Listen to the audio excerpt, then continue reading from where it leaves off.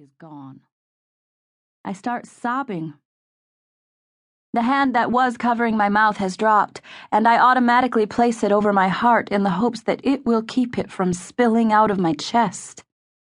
Luckily, the music inside has been playing fairly loud, and since I'm hiding on the side of the house in the dark, no one else can hear or see me while I cry uncontrollably. "Don't cry," he says in my ear. "They're not worth it." I freeze at his words. His hand rubs my hip slowly as if he's trying to calm a frightened animal, which keeps me from making any attempt to turn around and face him or to run away. With just his hand, he keeps me locked in place, my back to his front. "This isn't the first time. They've been doing this for a while," he says. When these words escape his mouth, I'm left to wonder exactly just how long this has been going on. My mind is now working in overdrive, trying to quickly piece together every missed call and every late practice Chris may have claimed to have. Again, I try to run away. Using both hands now, he quickly pulls me back to him and holds me in a tight grip. Through tears, and after what seems like an eternity, I finally am able to speak. "How long?" I ask him. His body stiffens behind me, and his hands are now clutching my hips to the point of discomfort. "How long, Tyler?" I plead. "Please, tell me."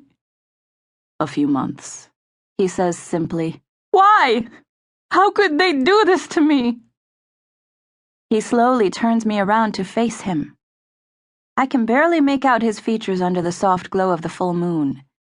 I lift my head up to look at him, and I'm not sure what is behind his hard expression. His jaw is set tight, as if he's clenching his teeth, and his chocolate brown eyes lock with mine. As he studies my face, I feel the intensity behind his gaze. His face is a mask of emotion that I cannot decipher, since I'm too busy trying to keep my composure.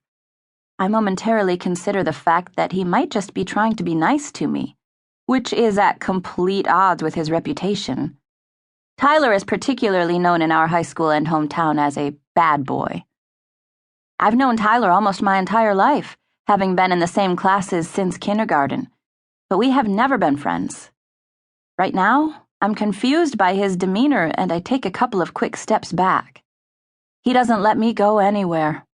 Instead, he pulls me closer and puts his arms around me. At first, I'm hesitant, but I am no match for his strong arms. I reluctantly give in, letting him pull me even closer until my head is tucked firmly under his chin. I take in the scent of him while I try to calm down. I faintly register his hand rubbing small circles on my back, and I begin to feel the smallest sense of being safe in his embrace. Even though I know rationally I should stay away from him, I am comforted by his touch and the warmth of his body all around me. He shifts me just so, and I find myself curled up in his side as he begins to walk forward with me still wrapped in his arms and away from the window where my heart has just been obliterated. He walks me back toward the street where lines of cars are tightly parked from all the partygoers. When we're standing in front of my car, I slip out of his arms and he looks at me intently for a split second until he speaks again. "Give me your keys," he says quietly, but with enough authority so that there is not a doubt of whether I should consider it for a moment. I hand him the keys and he opens my door, carefully guiding me into the passenger seat. I watch him while he closes my door and walks around the front of the car. Without saying a word, he slides in, starts the engine, and begins to drive. As I stare out the window, I can't help but think of what I had witnessed. The scene just repeats itself over and over in my head.